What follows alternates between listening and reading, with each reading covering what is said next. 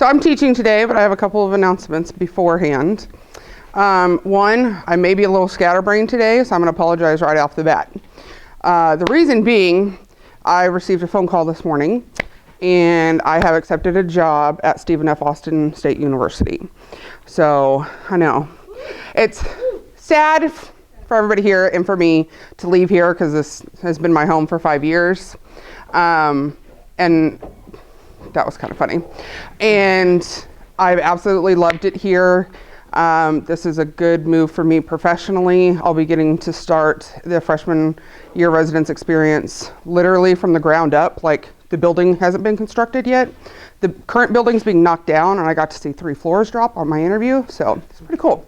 So I am very excited about that. Sad, obviously, to leave, but I will always be a Golden Hurricane, and this will always be my home. So some of my current staff members knew, but it literally got the phone call at 9:30 this morning and accepted at about 10:15.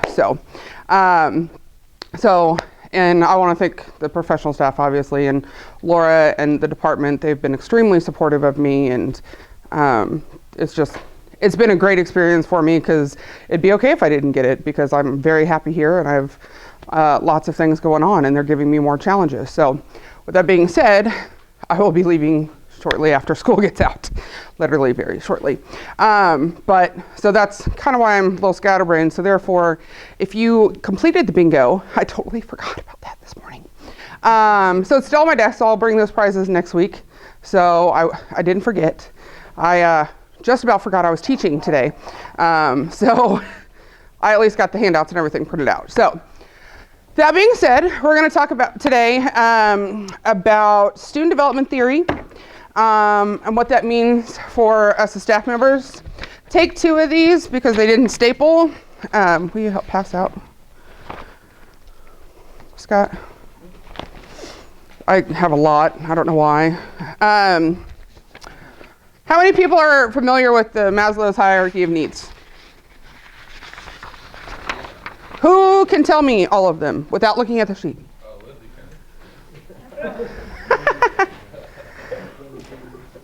Has anyone never heard of Maslow's? You've never heard of Maslow's? Okay.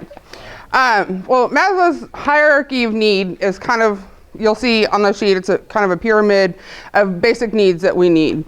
The bottom layer is the very basic needs, the physiological, which is like a roof over your head, food to eat, clothes on your back. Apparently sex is one of those. I didn't see that on here. Then the next one is safety, security of body, of employment, resources, morality, family, health, and property. The next step above that is friendship, family, sexual intimacy.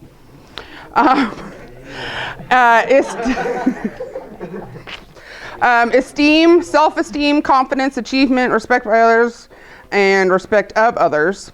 And then the top is when you're self-actualize. I can't ever say that word. When you really develop your own set of morals, your creativity, your spontaneity, problem solving, that kind of stuff. So it starts out, physiological is your most basic needs, and you kind of work your way to the top throughout your life. So what are some of the things that we as Res Life shoot to work with here? What kind of needs do we provide? And what level? I know exactly where John Maybe's going with this. We're going to leave out the sex part. Oh, we try not to provide that as Res Life. Anyone going to give me a straight answer? Caitlin? This is a love and belonging with friendship, and then esteem, like we want to make sure our residents feel good about themselves and feel good about where they're living. Great. Yeah, excellent. Bonus points. I totally had planned to have candy so I could throw it at you, but yeah. Lizzie? Sleep. Like a sleep environment. Yes, very good. Loud after quiet hours. Exactly. Andrew? I was going to say sleep. Oh, okay. Lack of prejudice, loud environment of safety, How do we do that? by having everybody involved, make sure that nobody is mistreated by others, basic human rights. Excellent. Great. Scott? For me, it's safety in my house because I want my children, I want my residents.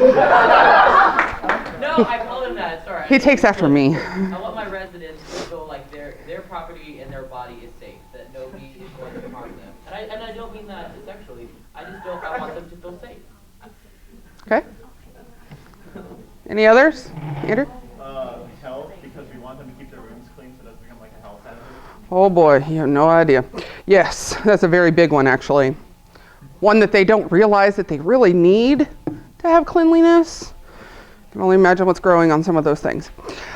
Any others? Properties that they feel safe about their stuff not getting stolen. Great. Others? How about a roof over their head?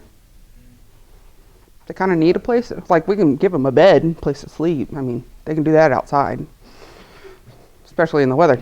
But so yeah, as you can see, the things that we address in Res Life have very much a lot to do with Maslow's hierarchy of needs. This is kind of a general theory. This is one of the most used theories in the country for multiple things, not just student affairs. So the next theory we're going to talk about is Chickering and Reeser. Arthur Chickering. And who has heard of Chickering's 7 vectors besides staff and returning staff? Okay. Well, good. I'm glad the returning staff remembered, so that's good.